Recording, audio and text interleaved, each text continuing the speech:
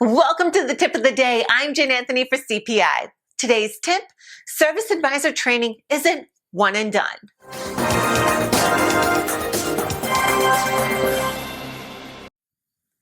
Imagine a new salesperson gets hired and gets trained on the product and the processes.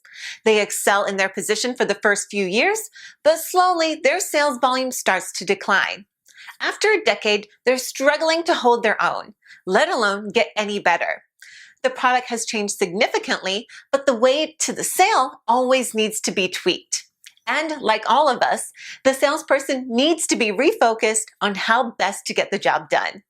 See where this is going? It's the same for service advisors. Of course, product training isn't quite as crucial in the service department, although it shouldn't be ignored either. But the process may need to be adapted to a changing customer base. And the need to focus on the right way to do the job is an absolute necessity from time to time. When you're searching for service advisor training for your team, look for a trainer whose material is customized to your store's needs. It involves a site visit, conversation with all levels of management, and an agreed upon strategy for success.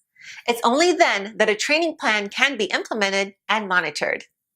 How often is service advisor training needed? It's a process that's never done. There's always something to improve upon. Think of it as continuous learning. Advisors should be engaged in learning material all the time, whether it's OEM online courses, reading books from the top performers, or participating in hands-on instructor-led training sessions. And that's the tip of the day.